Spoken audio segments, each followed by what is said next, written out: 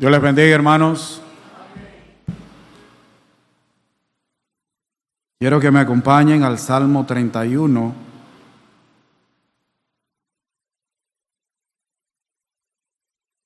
Porque por la gracia de Dios, de allí se va a estar predicando, va a ser la predicación. Salmo o libro de Salmos, capítulo 31. El título del mensaje: Corriendo hacia Dios en la aflicción. Corriendo hacia Dios en la aflicción.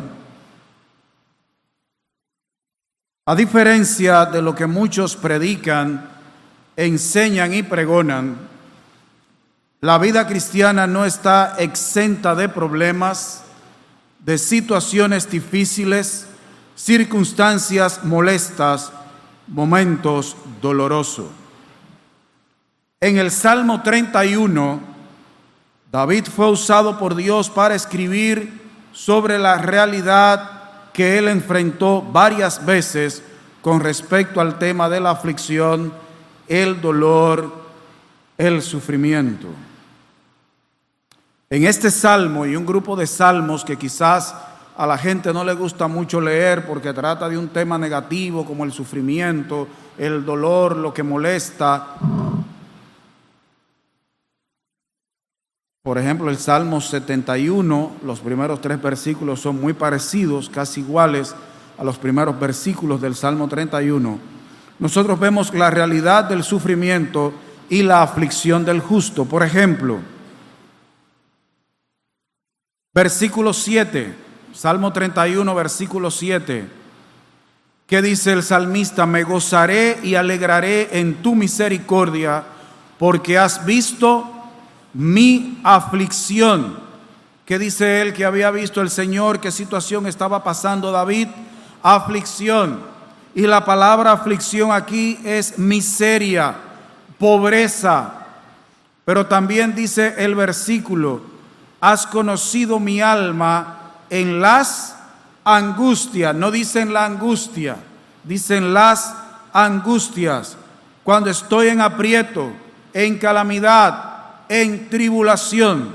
Entonces es posible que un justo pase por aflicciones, pase por angustias, por situaciones de tribulación, de calamidad, aprieto, miseria y pobreza.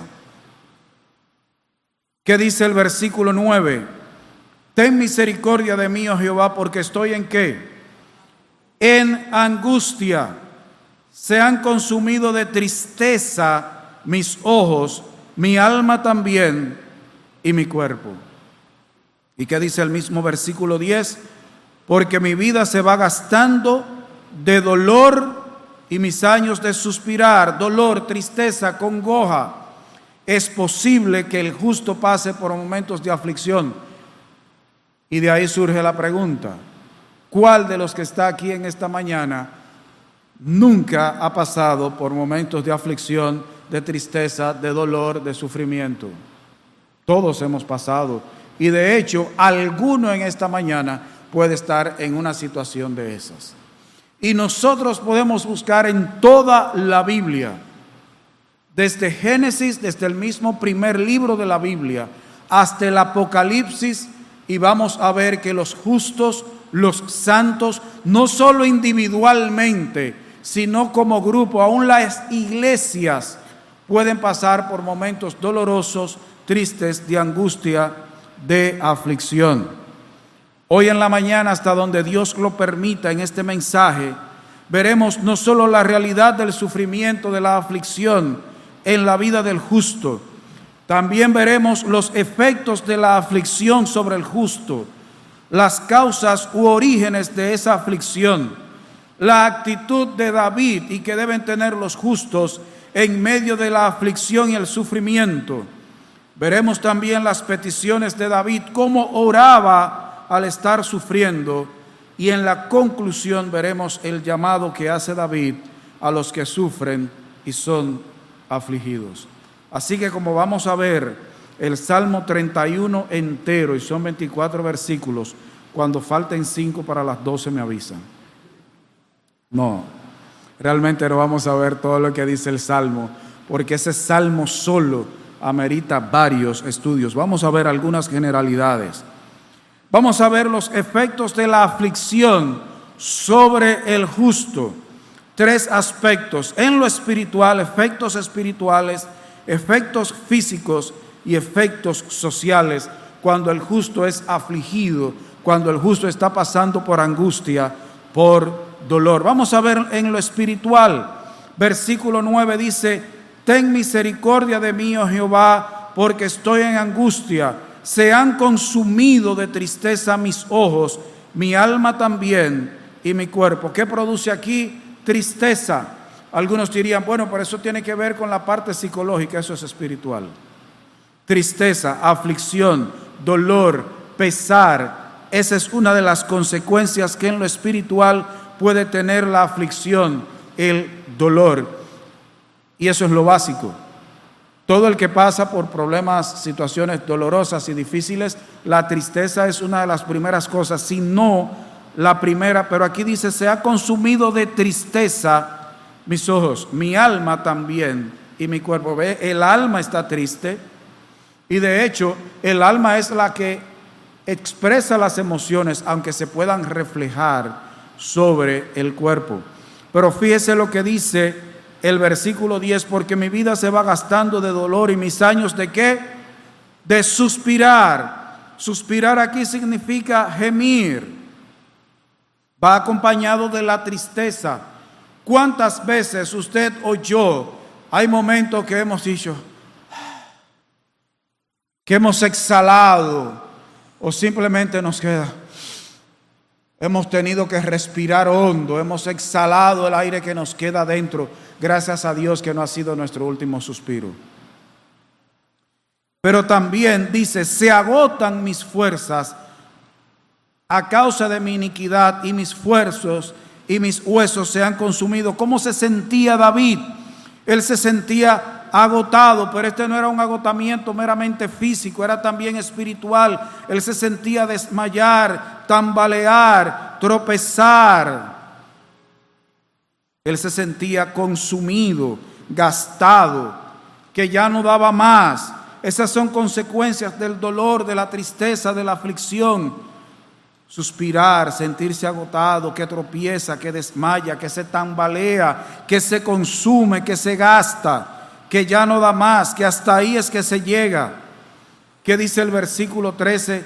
Porque oigo la calumnia de muchos, el miedo me asalta por todas partes. ¿Qué decía David? Que sentía miedo.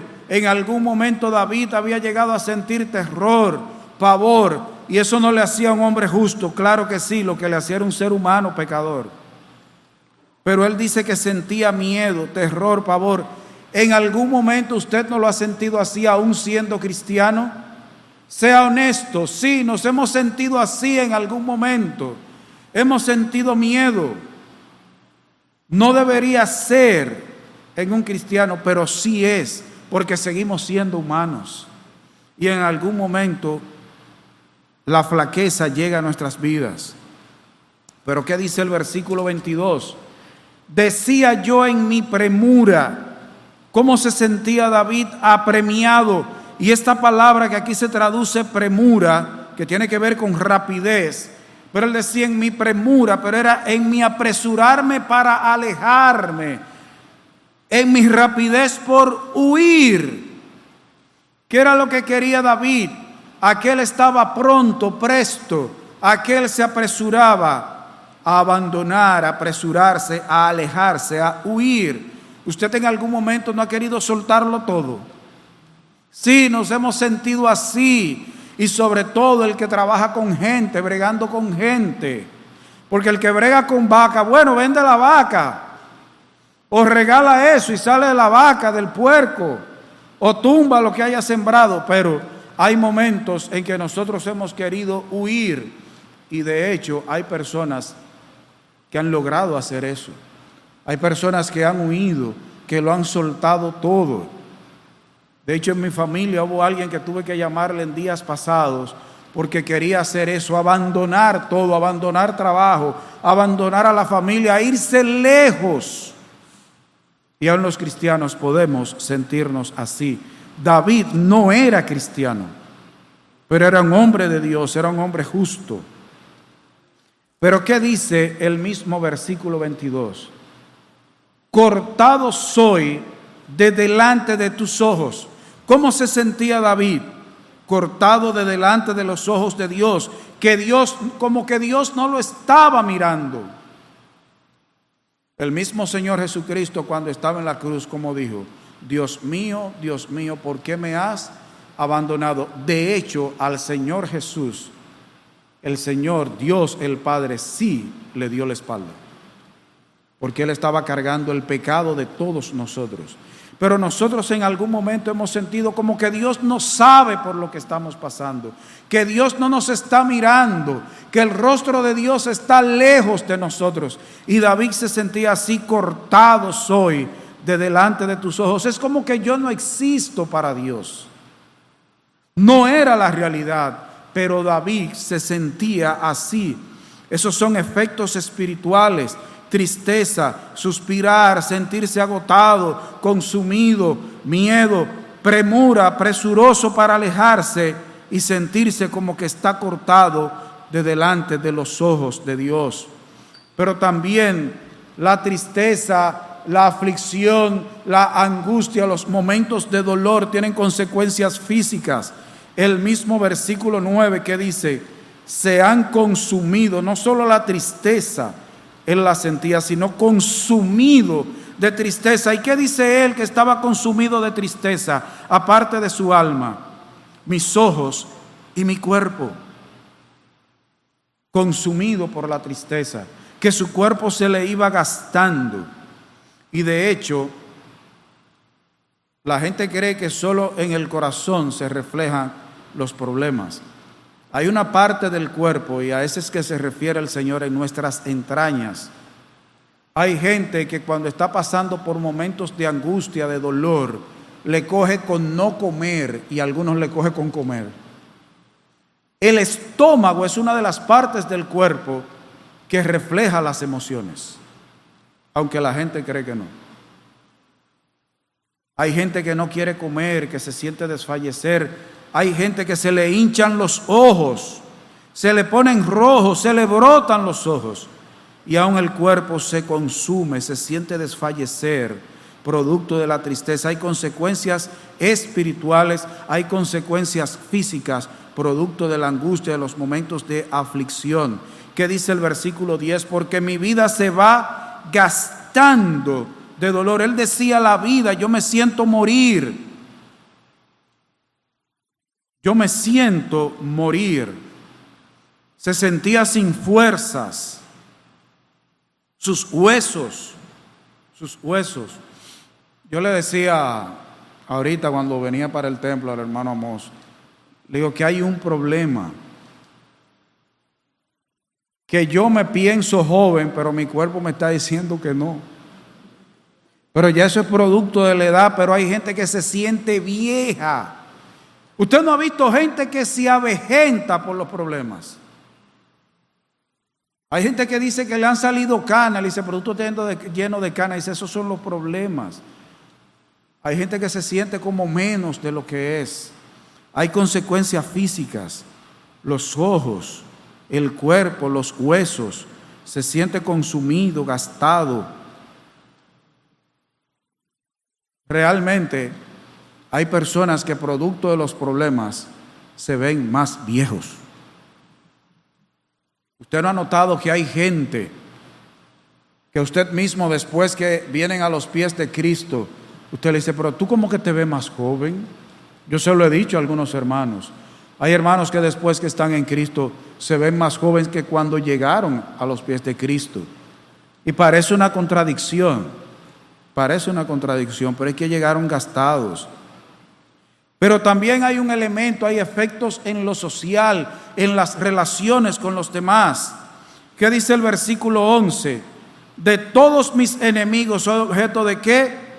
De oprobio. Él se sentía afrentado, sufría el oprobio de los enemigos, injuriado, avergonzado.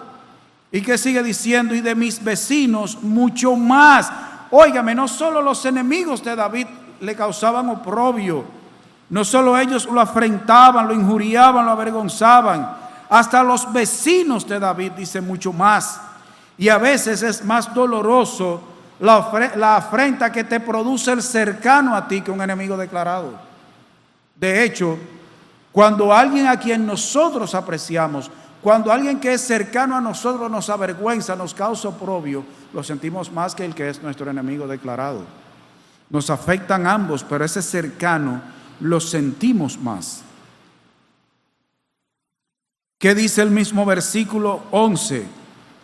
Y el horror de mis conocidos se espantan de mí, mis conocidos me tienen miedo, me tienen terror. Y fíjese lo que dice al final el versículo 11, los que me ven fuera huyen de mí. Aún los cercanos a David huían de él, se alejaban. Esa palabra huir también significa se alborotan, se espantan. Cuando la gente me ve, cuchichea de mí, habla de mí, me causan vergüenza. Mis vecinos sienten horror, los conocidos míos huyen de mí. No sé si a usted le ha pasado. A mí en lo particular no me ha pasado. Pero yo sé de gente aún cristiana que hay gente que le deja el limpio cuando están pasando por situaciones difíciles. Y David se sentía así, que la gente como que huía, la gente le dejaba el limpio. Hay una expresión, ponían pies en polvorosa. Lo que dejaban era el polvo cuando lo veían. Yo me he dado cuenta, de hecho, aquí yo he visto, aún en el templo yo he visto que hay hermanos que en algunos momentos lo han dejado solo en la fila en que están. Yo no sé si a usted le ha pasado, a mí no me ha pasado, pero yo sé que a otros, aún sus conocidos, le sacan el pie. Y si es una persona que está en una posición de autoridad y cae en desgracia, usted sabe por qué hay presidentes que no se atreven a decir que no se van a repostular para otro periodo. Porque le dejan el limpio, los allegados, la gente del partido, los que están con él en el gobierno, lo dejan solo. Abraham Lincoln hablaba de la soledad del poder. Hay gente que siente que huyen de ellos, lo afrentan, se horrorizan. Mire, por ejemplo, cuando alguien que está en una conocido lo ligan con el narcotráfico, le dejan el vacío. Pero ¿qué dice el versículo 12? He sido olvidado de su corazón como un muerto. Me tratan como que yo no existo. Ya ni se acuerdan de mí. Eso sí me ha pasado. Inmediatamente yo salí de la televisión. Hay gente que se ha olvidado de mí, pues yo lo sabía. Y de hecho es bueno. En mi caso es bueno. Pero David decía, hasta me han olvidado. Y David sabía de lo que estaba hablando, porque en un momento cuando su hijo lo atacó para quitarle el reino, gente a quien David había servido le cayó a pedradas en el camino. Y gente se olvidó de los favores que David le había hecho, que lo había puesto a comer en su mesa. Se habían olvidado de David. He venido a ser como un vaso quebrado. Lo trataban como un vaso roto. ¿Qué se hace con un vaso roto? Se bota. Si es un galón, se parte por la mitad y se le pone en flores adentro. Pero ni para eso, un vaso roto no sirve ni para eso, ni para florero. Eso decía David, me tratan como un tiesto viejo, huyen de mí, soy objeto de oprobio. ¿Qué dice el versículo 13? Porque oigo que la calumnia de muchos lo desacreditaban, le creaban mala fama, lo calumniaban. El miedo me asalta por todas partes. Mientras consultan juntos contra mí e idean quitarme la vida. Fíjese lo que estaba pasando David. Quizás usted y yo no hemos llegado a una situación de eso. Tramaban matarle, hacían conciertos, se ponían de acuerdo, consultaban contra él para matarlo, para quitarle la vida. Hasta miedo de salir a la calle tenía David. Usted ve las consecuencias espirituales, las consecuencias sobre el cuerpo y aún las consecuencias sociales que nosotros podemos sufrir cuando pasamos por aflicción, por situaciones dolorosas.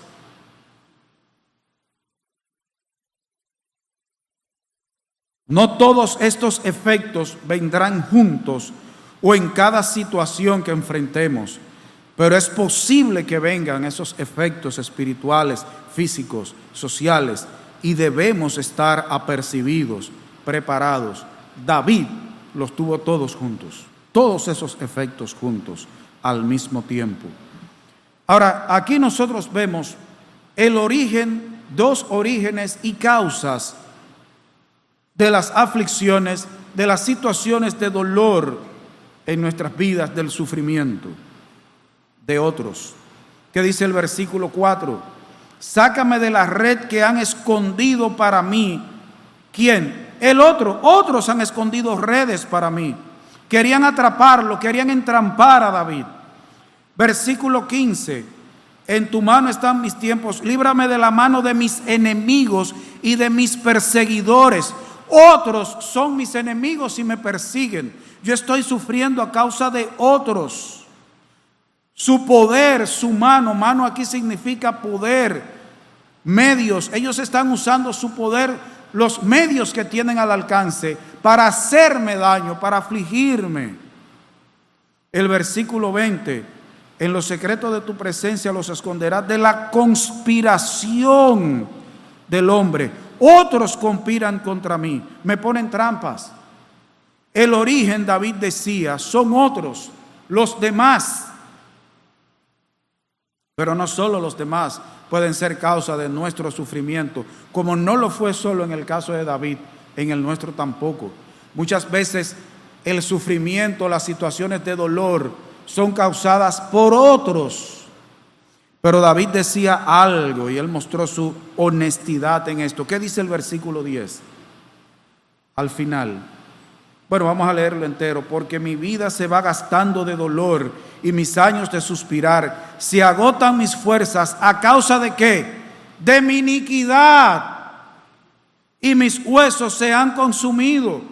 Las situaciones dolorosas, las aflicciones, pueden venir a causa del pecado de otros contra mí, pero también a causa de mi propio pecado. Eso es lo que está diciendo David. Y en eso nosotros somos muy deshonestos. David fue honesto en eso. Debido a mi perversidad, a mi maldad, a mi pecado, a que moralmente yo no soy bueno, estoy siendo afligido, decía David. La aflicción, el dolor puede venir por causa de otros contra mí, pero por causa del mismo pecado mío. Las aflicciones pueden venir a tu vida porque otros te la causan, pero también tu propio pecado. Y nosotros somos tan deshonestos que aun cuando Dios nos confronta con su palabra, decimos sí, pero es que ellos... Yo no te voy a decir que es mentira eso que tú estás diciendo. Yo sé que yo lo hice mal, pero él... No, yo te estoy hablando del tuyo. A él hay que hablarle del de él. En el caso de David, él estaba sufriendo oprobio a causa de otro, pero también de su propio pecado, de su iniquidad. Y fíjese cómo él le llama, de mi iniquidad. No solo que yo hice algo malo, dijo David, mi iniquidad. Iniquidad es una maldad en grado sumo, grande. Por mi grande maldad, decía David. Y en muchas ocasiones, Dios permite que otros nos causen oprobio, que otros nos causen sufrimiento y dolor por nuestro propio pecado. Dios usa el mal que el otro quiere hacer porque nosotros estamos en pecado y Dios quiere que nos volvamos a Él. Se da esa situación. Es bueno notar la honestidad de David, que no solo culpa a otro de sus problemas, sino que también reconoce que él puede ser el causante de sus dolores o el responsable de su actitud frente al problema, frente a la aflicción. Ok, yo puedo estar pasando por una situación dolorosa, pero también yo soy responsable de si peco en medio de esa situación. Yo soy el responsable de cómo respondo ante el sufrimiento y el dolor que me causan otros o mi propio pecado. Sea por causa del pecado de otros contra nosotros o por nuestro propio pecado, Dios en su soberanía, y quiero que presten atención a esto, Dios en su soberanía y siempre para su gloria y para el bien de los justos, permite o provoca la aflicción, el dolor o la tristeza. Nada sucede sin su conocimiento previo y su consentimiento. Cualquier dolor que estemos pasando, sea por causa de otros, sea por causa del pecado nuestro o las dos cosas juntas, en su soberanía Dios lo permite o lo provoca para su gloria y para el bien nuestro.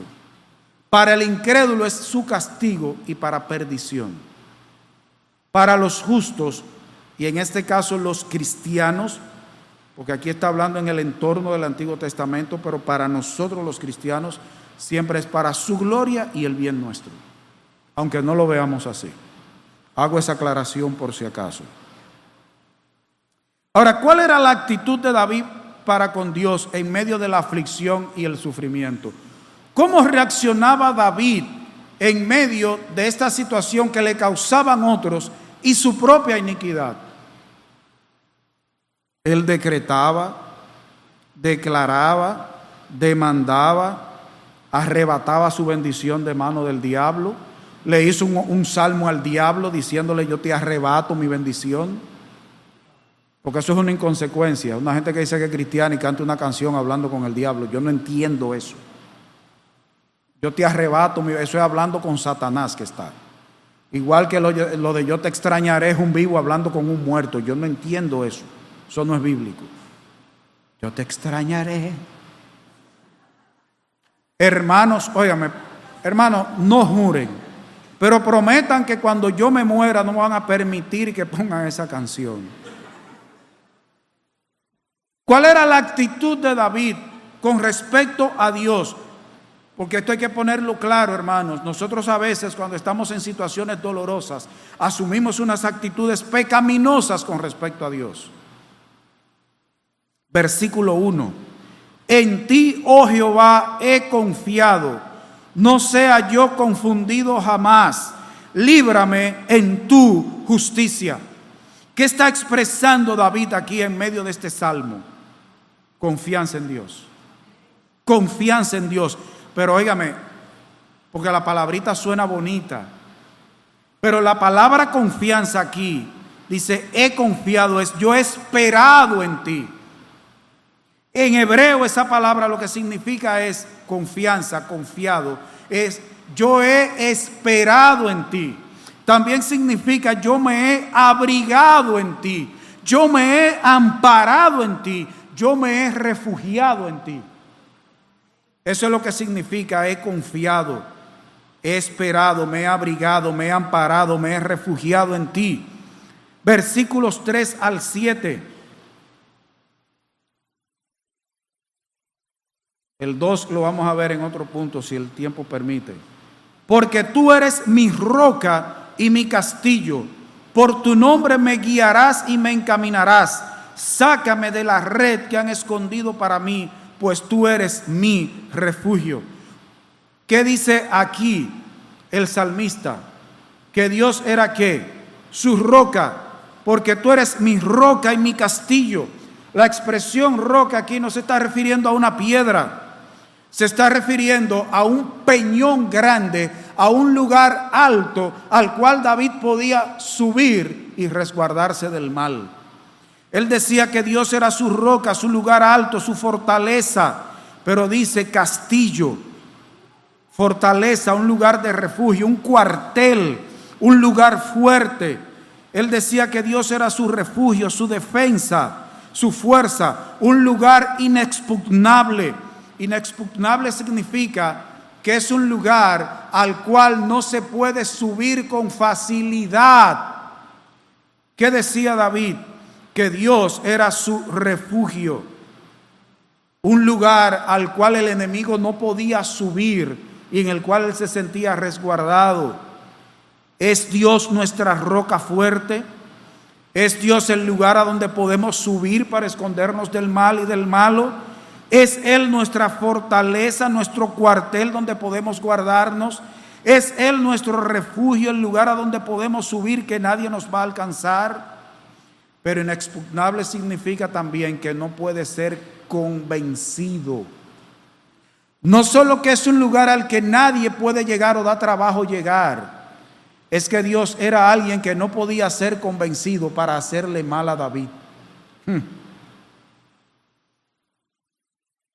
Tú eres mi refugio, en tu mano encomiendo mi espíritu. Tú me has redimido, oh Jehová, Dios de verdad. Él decía, él se encomendaba a Dios. Él se entregaba al cuidado de Dios. Dice, en tu mano encomiendo mi espíritu. Y esa es una expresión que usó Jesús. Este salmo también tiene un contenido mesiánico y profético. Jesús dijo, en tu mano encomiendo mi espíritu. Eso está en Lucas 23:46. David se encomendaba, se entregaba al cuidado. Él se depositaba en las manos de Dios. No es que nosotros nos agarramos de Dios, es que nos entregamos para que sea el Dios quien nos agarre. No es lo mismo, parece lo mismo, pero no es igual.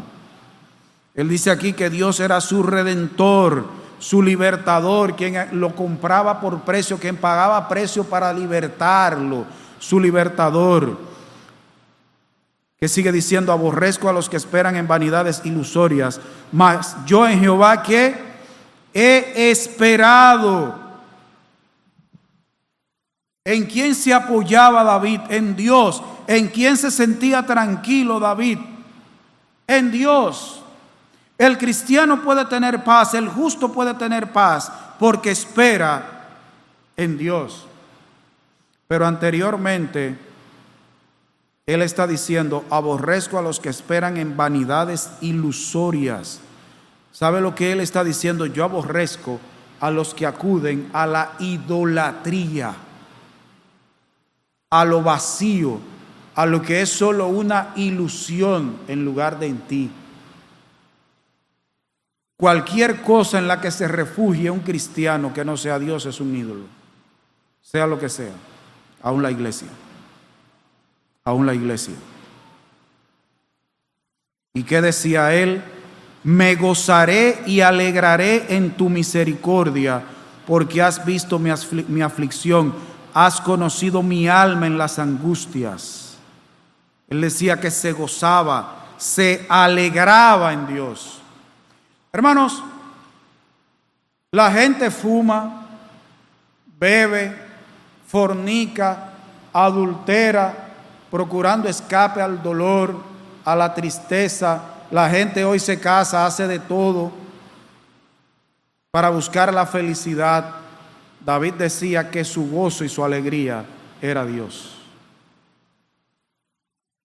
Pero fíjese que dice que es Dios. Dios, me gozaré y alegraré en tu misericordia. ¿Quién era motivo de gozo y alegría para David? Dios. ¿Quién debe ser el motivo de gozo y alegría para nosotros? Dios. Dios, fuera de Dios, todo lo demás es un ídolo. Versículo 14 más, yo en ti confío, oh Jehová, digo, tú eres ¿qué? Mi Dios. Él se apoyaba en Dios y reconocía a Jehová, a Dios, como su Dios. Seguía siendo su Dios. No abandonaba su confianza en Dios. No se alejaba de Dios. Él seguía confiando, aunque se sentía gastado, aunque se sentía triste, aunque en algún momento pensó apresurosamente huir. Pero él seguía diciendo, en ti yo confío y tú eres mi Dios. Hay gente que lo primero que piensa es en irse al mundo. Pero si el mundo era la solución, ¿para qué te convertiste? Tú no saliste huyendo del mundo porque reconociste que no es la solución, que es ilusorio el mundo. Y vas a volver allá. Que Dios siga siendo tu Dios. Versículo 15. En tu mano están mis tiempos. Líbrame de la mano de mis enemigos y de mis perseguidores. ¿Qué reconoció David? Que su vida, sus tiempos están en las manos de Dios. Que la vida depende de la autoridad de Dios, de los medios, de la soberanía de Dios.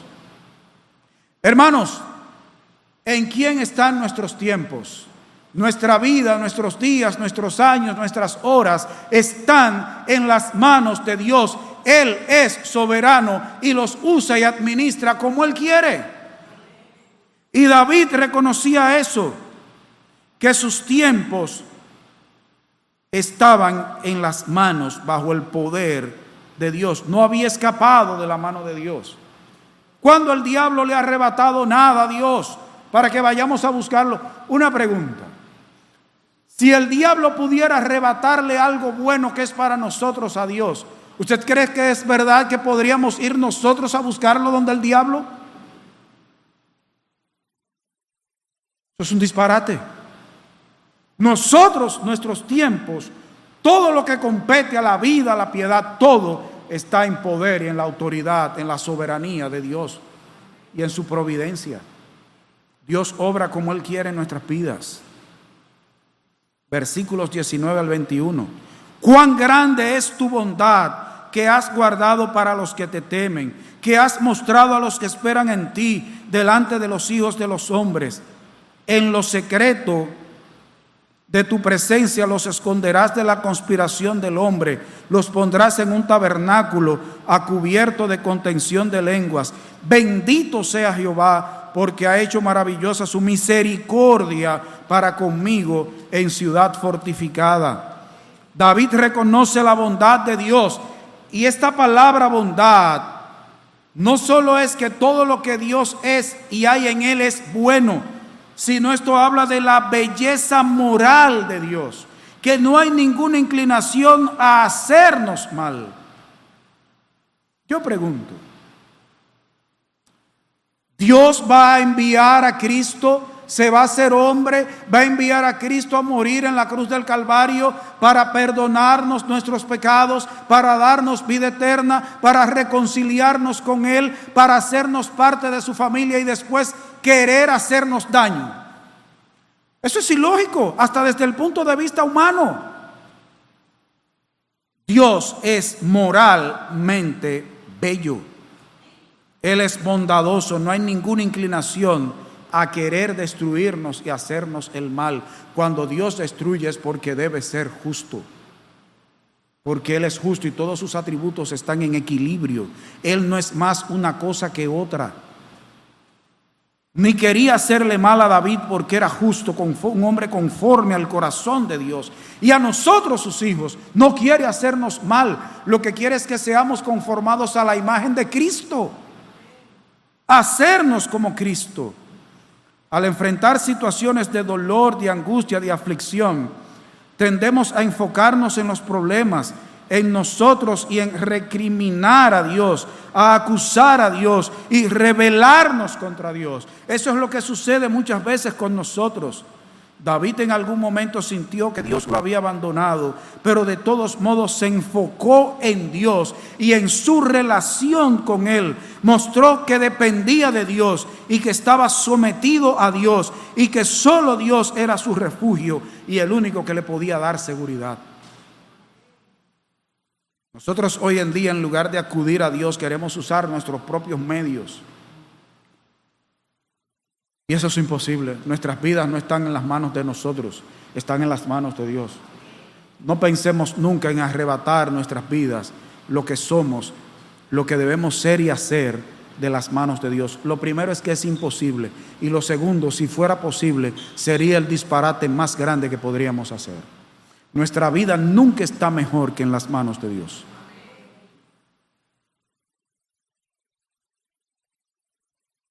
Yo les dije que me avisaran cuando fueran -5. peticiones de David al estar sufriendo o afligido. No solo la actitud para con Dios, sino cómo oraba David en medio del sufrimiento, de la aflicción, del dolor. ¿Qué dice el versículo 1? ¿Cómo oraba él? No sea yo confundido jamás. Líbrame en tu justicia. ¿Qué le pedía David a Dios? No me dejes nunca estar confundido. No me dejes nunca estar desilusionado de ti, avergonzado de ti. Wow, qué tremenda petición. Ser librado, guardado, salvado. Pero ¿a quién acudía él para ser librado? A Dios. Pero fíjese que él dice, no sea yo confundido jamás. No dejes que se nuble mi entendimiento. Manténme sobrio, firme en la verdad, seguro de quién soy, de quién eres tú, de lo que creo. No me dejes confundirme, líbrame, ayúdame a escapar tú. Mi libertad está en tus manos, versículo 2. Inclina tu oído, líbrame pronto. Sé tú mi roca fuerte y fortaleza para salvarme. Por eso no vi ese versículo, esa segunda parte que habla de roca fuerte y fortaleza, porque lo quería tratar ahora dentro de la oración de David, de lo que él pedía. El salmo entero realmente es una oración, pero esta parte específicamente es un pedido a Dios. Él está pidiendo, inclina a mí tu oído, dóblate hacia mí, óyeme, escúchame. Sé tú mi refugio, sé tú mi castillo. Eso era lo que oraba David. Él no quería ir a buscar solución a otro lugar, a donde otro, sino que Dios siguiera siendo su castillo, su refugio. Escóndeme tú.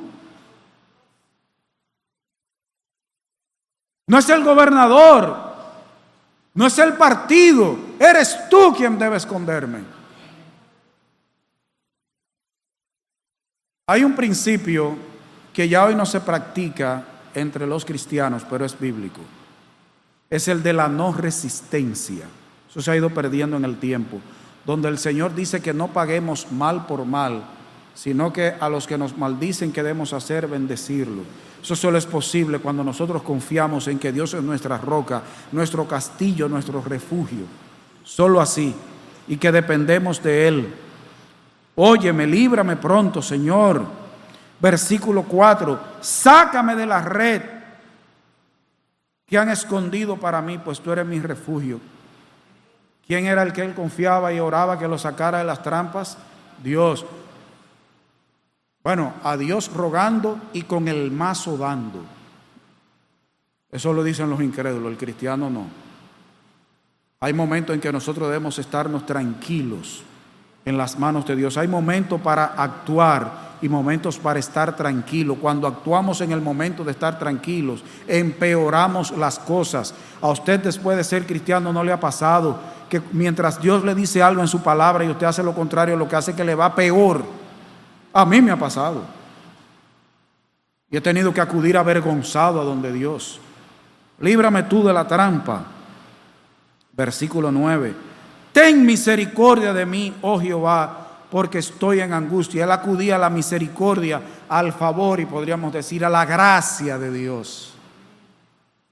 ¿A qué debemos acudir usted y yo? ¿Cuál debe ser nuestra oración?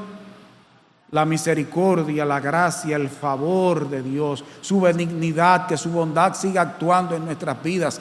¿En qué está enfocada toda esta oración? ¿En el problema? No, David le está presentando el problema, pero si usted se fija, toda esta oración está enfocada en Dios. Es en Dios. Versículos 15 al 18. En tus manos están mis tiempos, líbrame de la mano de mis enemigos y de mis perseguidores. Haz resplandecer tu rostro sobre tu siervo, sálvame por tu misericordia. Y hermano, este versículo 16, esta primera parte, haz resplandecer tu rostro sobre tu siervo. Eso no es una tontería, hermano, esa parte ahí. Él está pidiendo ver el rostro de Dios, el brillo de Dios. ¿Y sabe lo que es eso? El rostro de Dios, el brillo de Dios, la luz de Dios, la gloria de Dios. David lo que estaba orando era, en medio de todas esas situaciones, muéstrame tu gloria, muéstrame tu brillo, muéstrame tu luz, lo radiante que es tu rostro.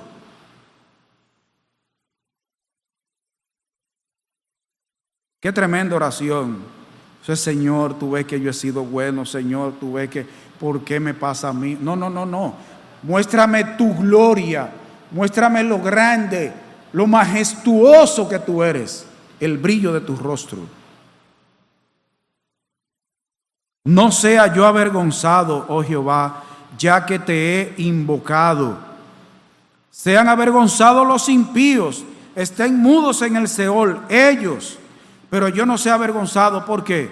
Porque yo te he invocado, a ti es que yo he acudido, no me dejes pasar vergüenza, porque la gente sabe que en ti es que yo confío. No para que no hablen de mí, es porque ellos saben que yo confío en ti.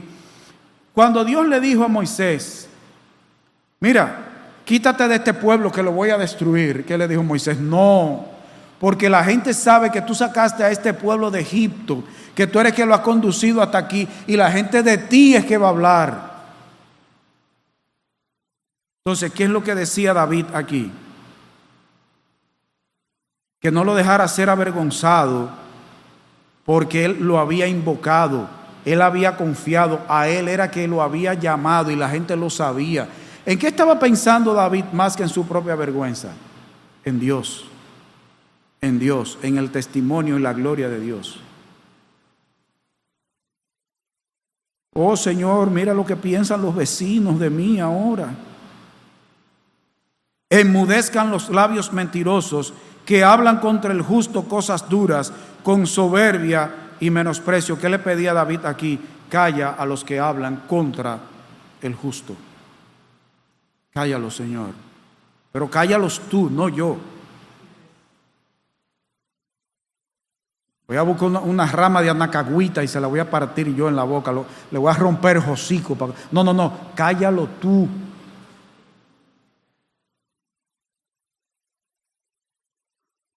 Yo no quisiera ver nunca un cristiano arrastrándose en una calle, dándose golpe con hermano. No, cállalo tú. A esos que hablan contra mí, Señor, que seas tú quien le tape la boca a los impíos que hablan contra el justo. Ellos van a ver ahora, ellos me tienen ese radio puesto ahí.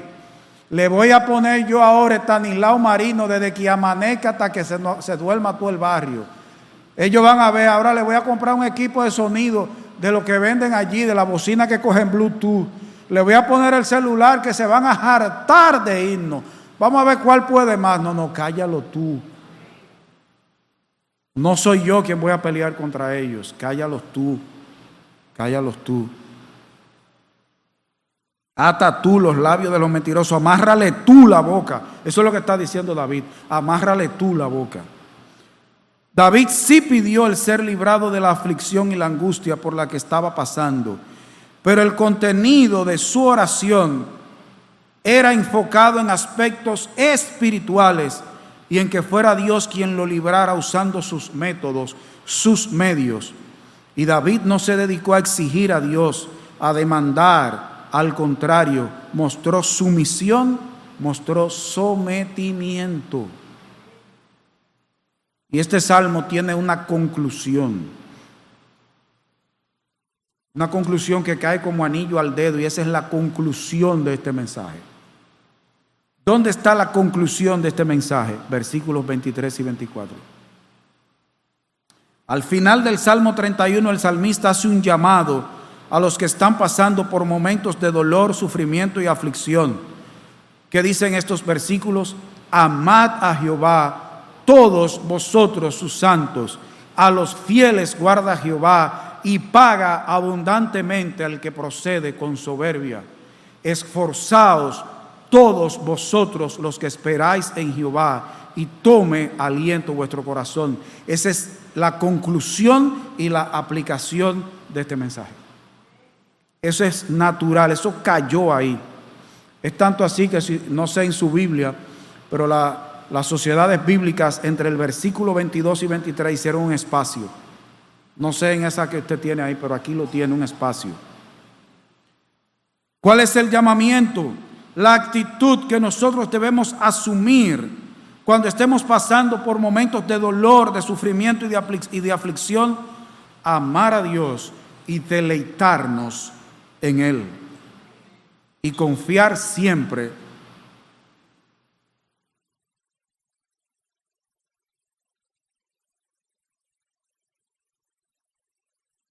Ustedes me conocen, soy llorón.